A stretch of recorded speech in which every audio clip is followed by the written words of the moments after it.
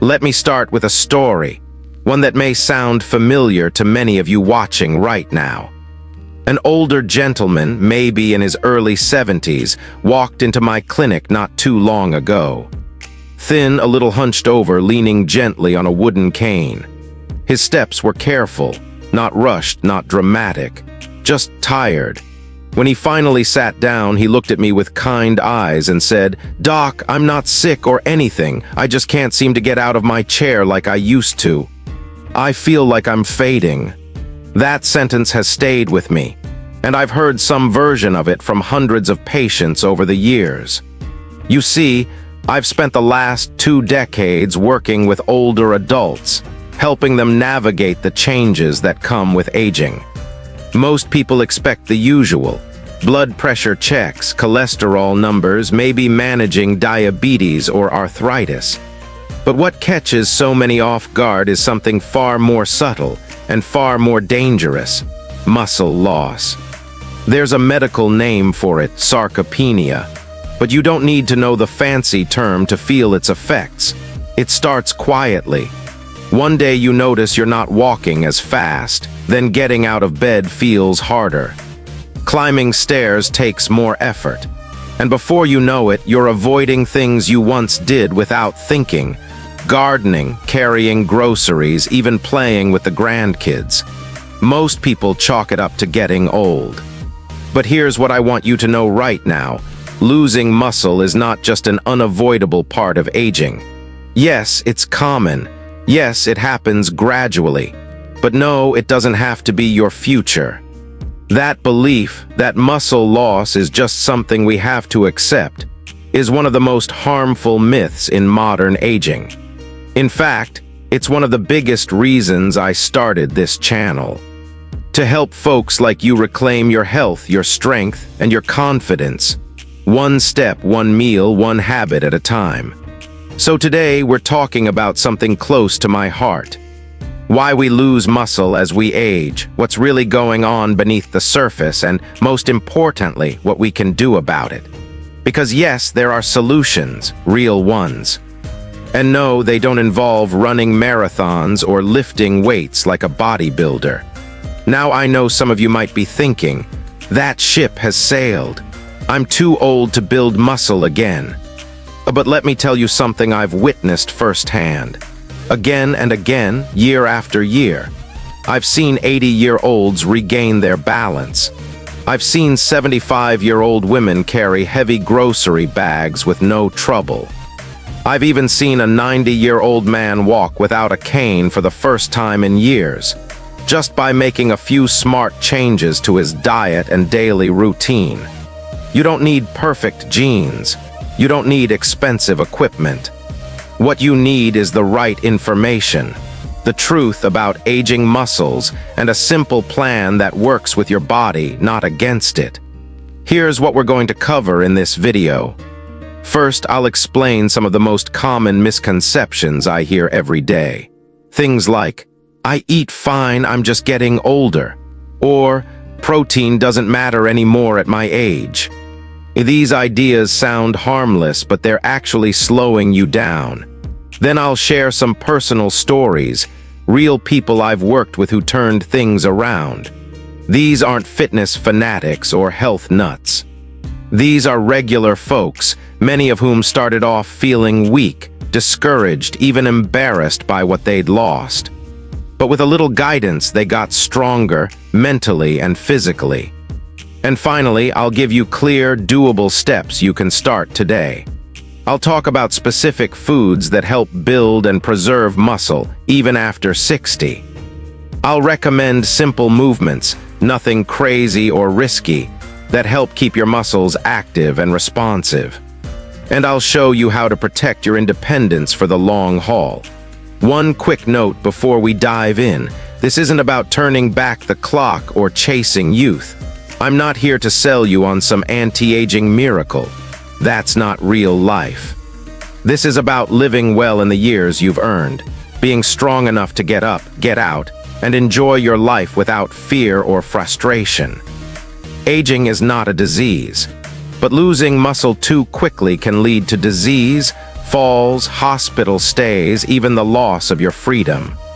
That's what I want to help you avoid. Because I believe, truly believe, that you deserve better. You deserve more than just getting by. You deserve to feel capable in your own body, no matter your age. So if you've been feeling slower lately, if getting out of a chair or carrying... Let's begin with something I hear all too often from older adults. I guess I'm just slowing down because I'm getting older. That's normal, right? Now let me say this clearly. Yes, aging brings change, but not all change is inevitable. We've been led to believe that losing muscle is just part of the aging package, like gray hair or wrinkles. But that belief, although widespread, is dangerously incomplete. It leads people to accept things they shouldn't, like weakness, fatigue, and loss of independence. I want to unpack that today. Because the sooner we challenge these assumptions, the sooner we can get you on a better path. One misconception, one. I'm just getting old. Let's look at that phrase, just getting old. It's something I've heard from hundreds of patients over the years, often with a shrug of the shoulders or a resigned smile. But here's the hard truth. Many of the things we blame on old age are actually the result of underused muscles. Not aging itself, not bad luck, just underuse. Muscles are like relationships, they need attention. If we stop giving them what they need, they weaken. And unfortunately, modern life makes that all too easy. Many seniors become less active, not because they're lazy, but because of pain, fatigue, or fear of falling. But ironically, avoiding movement makes the problem worse. It's a loop. Now, of course, some decline is natural. After age 30, we all lose a little muscle every year. But for many people, especially after age 60, that process speeds up. Not because of time, but because of inactivity and poor nutrition. And here's the kicker. The earlier that decline starts, the harder it is to reverse. That's why I push so hard for awareness. Not to scare anyone, but to spark action.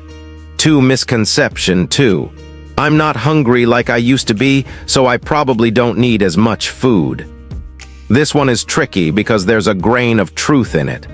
Appetite does tend to decrease with age. But here's the catch. Your body still needs the same, if not more, of certain nutrients. Let's take protein, for example. It's not just for athletes or weightlifters.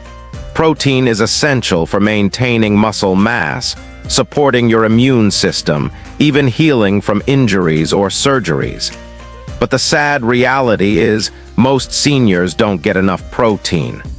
In fact, one study found that nearly 50% of older adults consume less than the recommended amount. Why? A few reasons. Taste buds change, making meat and eggs less appealing. Dentures or jaw pain make chewing difficult. Many older adults eat smaller meals, often carbs and soft foods like toast, soup, or pudding. Some are trying to eat light to manage their weight or cholesterol. And while I understand all of those concerns, a diet too low in protein will accelerate muscle loss. So even if your scale shows the same number, your body might be losing muscle and replacing it with fat. That's called sarcopenic obesity, and it's more dangerous than it sounds. Muscle keeps your metabolism active. It helps stabilize blood sugar. It even helps you recover faster from illness.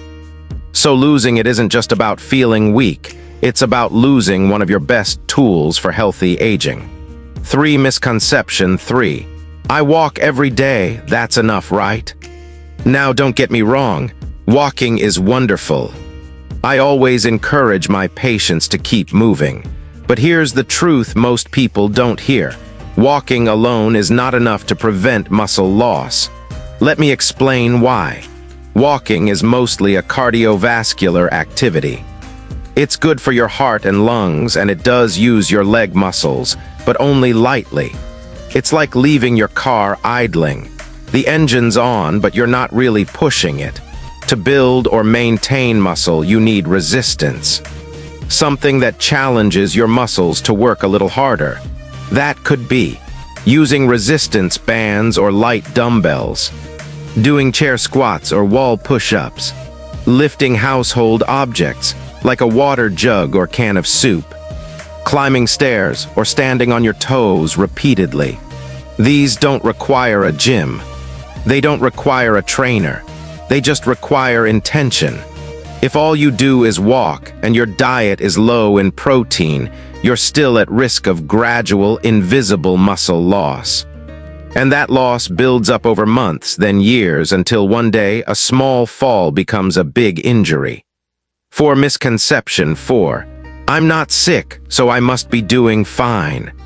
This one breaks my heart. We've been taught to measure health by illness. If the doctor says our labs are fine, we think we're healthy. But waiting until we're sick to take action is like waiting for the roof to collapse before checking for leaks. Muscle loss doesn't come with pain or clear symptoms at first. That's what makes it so sneaky. You don't feel it happening, but it is happening. You might notice feeling winded when you climb stairs, struggling to get out of a low chair, feeling sore after simple tasks, having less stamina for grocery shopping or walking the dog, needing to use your hands to push off your knees when standing up. These may seem like small annoyances, but they're often the first signs of functional decline, a warning that your muscles aren't keeping up. It's not about panic. It's about paying attention. If you catch it early, you can slow, stop, or even reverse much of the decline. 5. Misconception 5. It's too late for me. This one. I wish I could reach through the screen and hug every person who's ever said this. Because let me be very clear, it is never too late to start improving your muscle health. I've had patients in their 80s, yes, 80s, who saw noticeable improvements after just a few months of eating better and doing gentle strength exercises. They didn't become athletes. They didn't run marathons. But they felt more stable. They could carry groceries again. They felt useful again. And that feeling, that sense of dignity and confidence, that's priceless. Why these misconceptions persist. So where do all these misunderstandings come from? Part of it is culture. We glorify youth and quietly expect older adults to fade into the background. We don't show aging with strength, we show it with decline. Part of it is the healthcare system. Most visits are rushed. Doctors focus on blood pressure and pills, but don't ask, how strong are your legs? Can you lift your arms over your head? And part of it is fear. If we admit we're slowing down, we fear judgment or worse, being seen as helpless. So we say nothing, we adapt, we shrink our world without realizing it. But I'm here to tell you it doesn't have to be that way. You are not fragile, you are not broken, you are not too old to be strong again. What you can do coming up next, now that we've talked about what muscle loss really looks like. Over the past 20 years, I've worked with thousands of older adults, each with their own story, their own history, and their own relationship with aging. But I'll tell you something that stuck with me through it all. Strength is not just physical, it's emotional, it's mental, and it's deeply personal. When we talk about muscle loss, we often focus on charts and data. How many pounds of lean tissue someone loses after age 50, or how sarcopenia increases fall risk. That's all true, but what I've seen in real life, it's much more human than that. Let me share a few stories that have stayed with me, stories that to this day remind me why this topic matters so much. 1. Margaret, 78. I thought my world just got smaller. Margaret came to me after a mild fall at home. She wasn't seriously injured, just a sprained wrist and a bruised ego, but something in her had shifted. She told me, I used to walk everywhere. Now I feel like I need a cane just to go to the mailbox. When I met Margaret, she wasn't frail, she was just hesitant, cautious. The fall had scared her into becoming less active. She stopped going to the community center. She canceled her weekly garden club. She even had groceries delivered instead of walking the 2 blocks to the store. And as her activity decreased, so did her muscle strength. Fast. I explained the cycle to her, how muscle loss can sneak in through the back door when we start limiting our movement. And I asked her a question I often ask. When was the last time you felt truly strong? She paused. Then she smiled. I remember lifting my grandson onto the swing in the backyard, she said. He was 5. I could hold him up like nothing. That memory became her fuel. We started with small steps, literally. 10 minutes of strength work using soup cans as weights. A protein shake each morning. Standing calf raises at the kitchen counter. By month 2, she was back to walking to the store. By month 4, she'd rejoined her gardening group. What changed wasn't just her legs, it was her sense of possibility, too. What science tells us and where it falls short.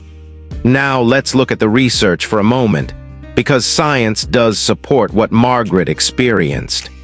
Studies have shown that muscle protein synthesis, the body's ability to build muscle, is less efficient in older adults.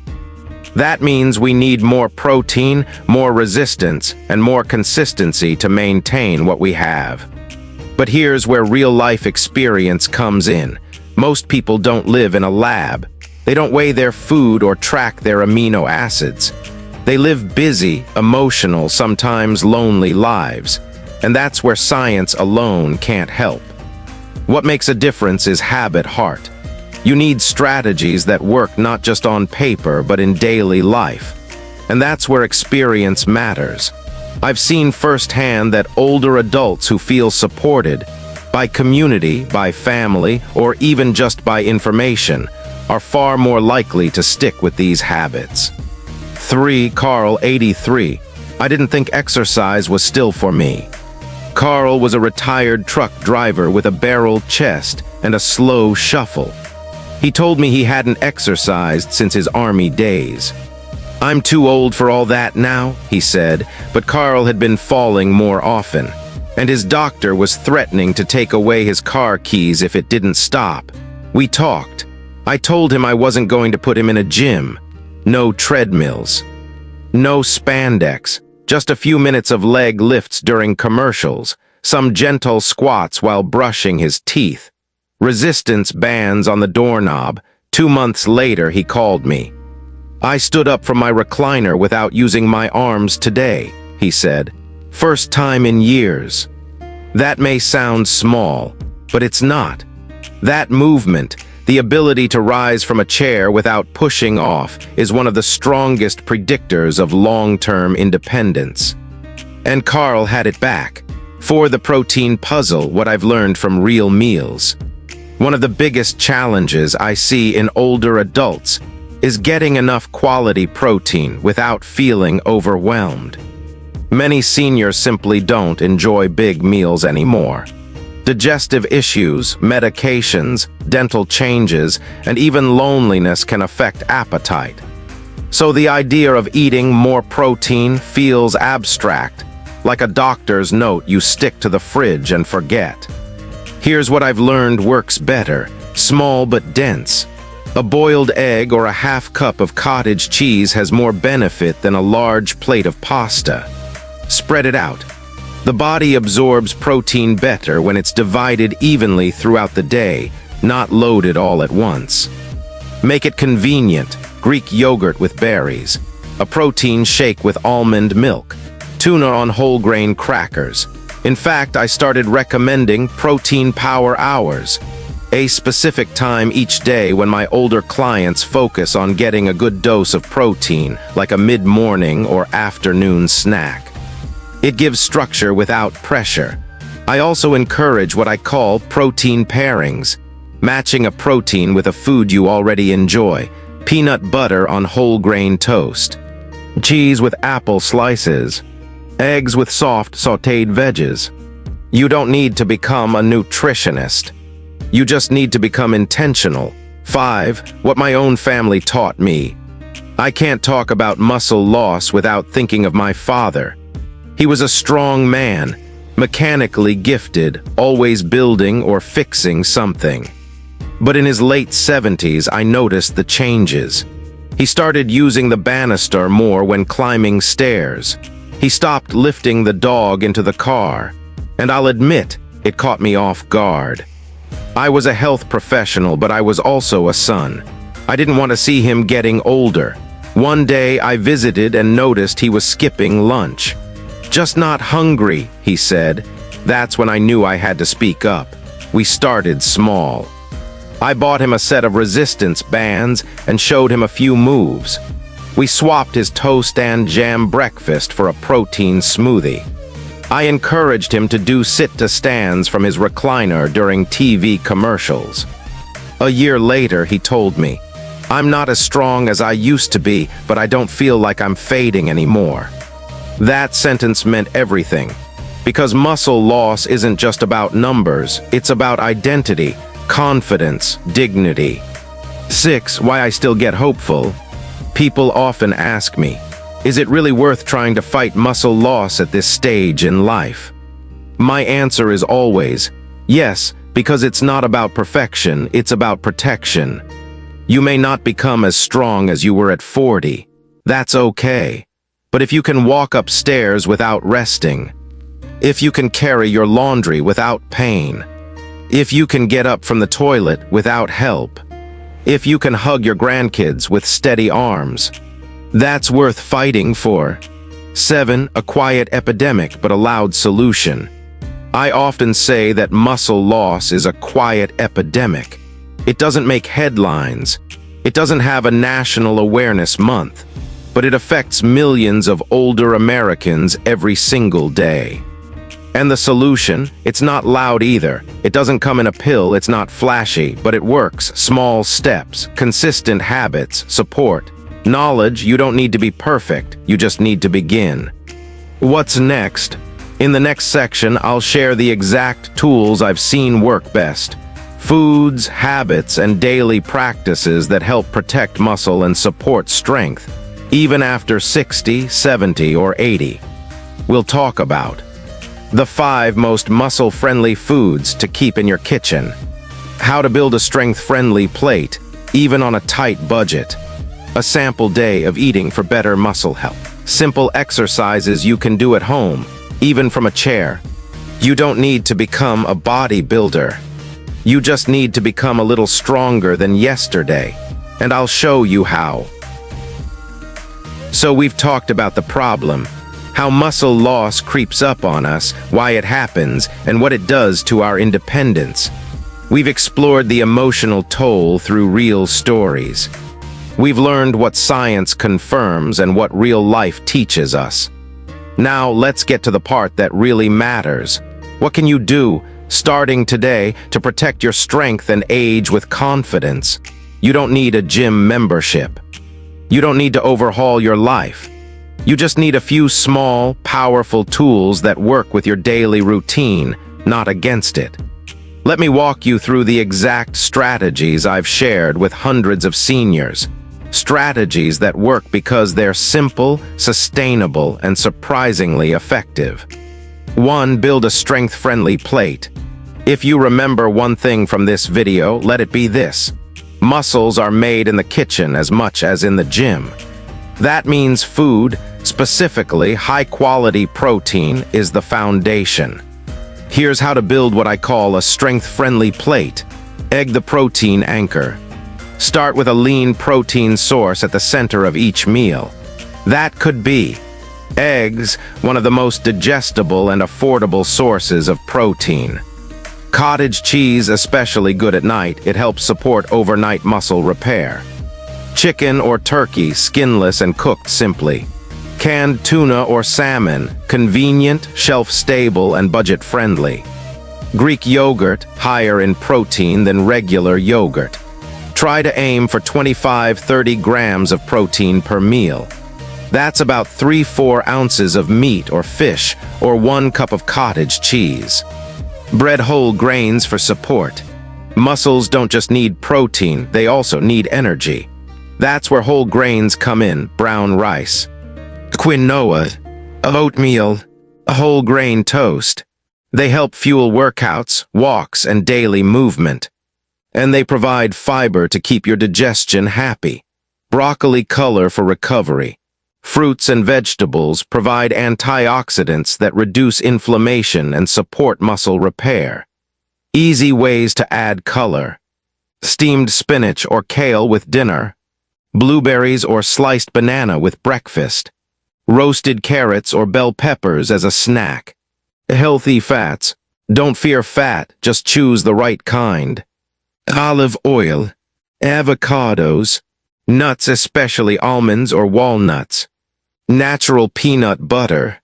These help regulate hormones, protect joints, and improve absorption of fat-soluble vitamins A, D, E, K, all crucial for muscle function. 2. Adopt the protein power hour habit. Most people eat their protein unevenly, too little at breakfast, too much at dinner. That's not ideal. Studies show our bodies build muscle more efficiently when we spread protein evenly throughout the day. So here's what I suggest. Pick a consistent time each day, say 10 a.m. or 3 p.m., and dedicate it to a high-protein snack. Here are some simple protein power hour options. 1 boiled egg plus a handful of almonds, half a tuna sandwich, Greek yogurt with chia seeds, string cheese and whole grain crackers, protein shake with almond milk. Consistency is key. Your body will start to expect and use that nutrition like clockwork. 3. Try the Strength in 6 movement routine. You don't need an hour-long workout to protect your muscles. In fact, I've seen powerful results from just 6 targeted movements a day. Movements you can do at home, even in your pajamas. Here's the routine I call Strength in 6. Exercise reps notes. Sit to stand 10x from a firm chair. No hands if possible. Wall push-ups 10x, keep elbows soft. Spine straight. Seated knee lifts 10x, each leg sit tall, and raise one knee at a time. Heel raises 15x, stand, and slowly lift your heels. Holding onto counter. Seated row with band a 10x, use resistance band or towel. Step touch side to side, 1 min light cardio and balance work. You can do these all at once or spread them out through your day. The point is to move your muscles with intention. And if you miss a day, don't stress. Pick it up again tomorrow. What matters is progress, not perfection. 4. Keep a strength journal. This may sound old-fashioned, but it works. Just like you might track your blood pressure or glucose, try keeping a small strength journal. In it, jot down what you ate that day, especially protein-rich meals, any movements or exercises you did, how your body felt, energy, soreness, balance. 1 small win, e.g., I stood up easier today. Over time, this journal becomes a powerful motivator. You'll see trends, track progress, and feel more connected to your goals. I've had clients tape it to the fridge. Others keep it on their nightstand. Wherever it lives, let it be a reminder you're investing in yourself. 5. Hydrate like it matters, because it does. Muscle tissue is made of about 75% water. When we're dehydrated, muscles cramp more easily, fatigue faster, and recover more slowly. Many older adults don't feel thirsty, even when their body needs hydration. Here's what helps. Start your day with a full glass of water before coffee. Keep a clear water bottle nearby as a visual reminder. Add flavor with lemon slices, cucumber, or mint if plain water is unappealing. Include hydrating foods like watermelon, cucumbers, and soups. Aim for 6-8 cups of fluids a day, more if it's hot or you're active. 6. Use technology to stay accountable. You don't need to become tech-savvy to use tech wisely. Even a basic step tracker or smartphone reminder can help nudge you toward better habits. Ideas. Set a daily reminder to drink water. Use a free app like MyFitnessPal to track protein intake. Ask your grandkids to show you how to use a health tracker. Join a free online senior fitness class via YouTube. When used right, technology doesn't replace human effort. It amplifies it. 7. Build a circle of strength. One of the biggest predictors of long-term health isn't diet or exercise, it's social connection. If you can find a buddy, someone to check in with, walk with, cook with, you'll be more likely to stay on track. Here are a few ideas. Join a local senior center class. Many offer gentle yoga or strength sessions. Start a small protein potluck group. Each person brings a simple high-protein dish. Text a friend daily with your movement check-in. Invite family members to exercise with you, even on FaceTime. Muscle loss thrives in silence and isolation, but strength grows in connection. 8. Respect rest and recovery. Here's one final piece of advice that's often overlooked. Your muscles grow while you sleep. That's right, rest is not a luxury, it's part of your strength plan. Tips for better sleep. Stick to a regular sleep schedule. Avoid caffeine after lunch. Limit screen time in the evening. Make your bedroom quiet and cool. Add a calming bedtime snack, e.g., a banana with peanut butter or warm milk. And don't forget active recovery like stretching, walking, or gentle yoga. These keep your body supple and prevent stiffness. Final thoughts. You don't need... As we wrap up, remember that preserving your muscle mass isn't just about looking fit. It's about keeping your independence, preventing falls, and enjoying a better quality of life as you age. The foods and habits we talked about today aren't magic pills, but small, consistent steps that can make a big difference over time. I encourage you to start slowly. Add 1 or 2 of these muscle-supporting foods to your meals. Try gentle exercises that suit your pace, and listen to your body. Your strength and mobility are worth the effort. If you found this video helpful, please hit that like button. Share your experiences in the comments, and don't forget to subscribe to Senior Superfoods TV for more practical, trustworthy advice tailored just for seniors like you. Thank you for spending this time with me. I'm honored to be part of your health journey. Stay strong, stay well, and I'll see you in the next video.